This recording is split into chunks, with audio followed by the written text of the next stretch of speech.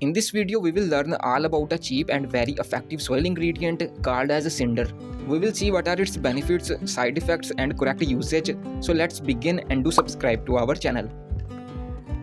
Cinder is a naturally occurring lightweight rocky material, black to grey in color, having no smell. Cinder is also called as lava rock, pumice, gravels, etc.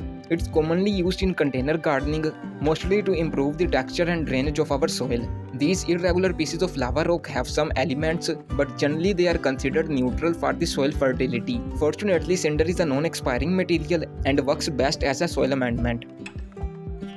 There are a lot of benefits cinder provides to our plants, like better drainage, which results into prevention of so many fatal issues. Most of the plant-related problems, from dieback to yellow leaves, browning tips to curly and wilting leaves, all are related to a bad drainage at some point. So by fixing the drainage, we just overcame all of these diseases. Cinder also makes up the soil volume. It's lightweight, best for making lightweight potting mixes, especially for rooftop gardens. One quality cinder has is its aeration. Cinder pieces have a lot of holes inside of them, which keeps the airflow and gaseous exchange proper and balanced.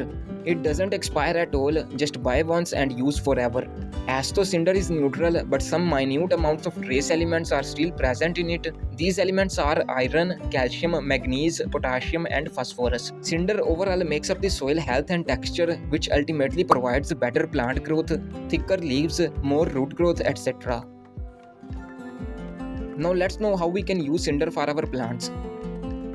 The first and the simplest way to use cinder is by mixing it with our soil media. While preparing a potting mix, maybe for succulents or cacti, some rare or special houseplants, you can add up to a part of cinder in 4 parts of your potting mix. You can also buy a good quality cinder from the description below. If you like, you can also use cinder in your vegetables soil media. They are hardy and can handle more moisture in the soil. Still, if you like, you can add 10% of cinder in their mixture to improve drainage and irrigation even more. And here you can also subscribe to our channel for more tips and tricks. Another way to use cinder is while transplanting. While repotting a plant, you can add a small layer of cinder at the base of a pot. 1-inch layer is enough. The extra moisture will gather below the cinder, not affecting the plant. After cinder, add soil and plant anything in it. This way is great to reduce the chances of overwatering for plants like cacti and succulents and some rare houseplants. One way to use cinder is by mulching. You can use it as a mulching material, add it over the soil surface. A half to 1-inch layer is enough.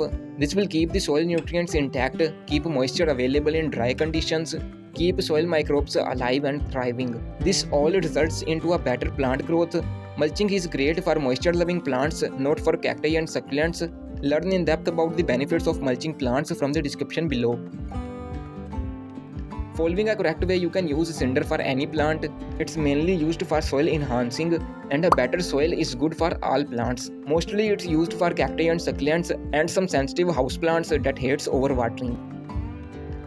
There are also some side effects of using cinder for plants.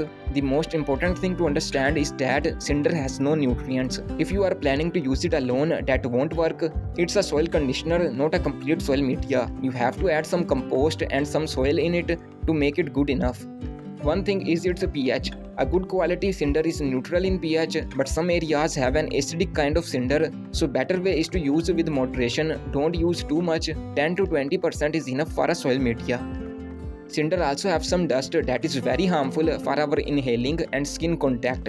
Better to use a face mask and gloves while handling it regularly. Some poor quality cinder brands are also available in the market. They have heavy metals and salts that can damage our soil working. Better to buy from a good trusted source. One is also added in the description below. So it's all about cinder benefits and uses for plants.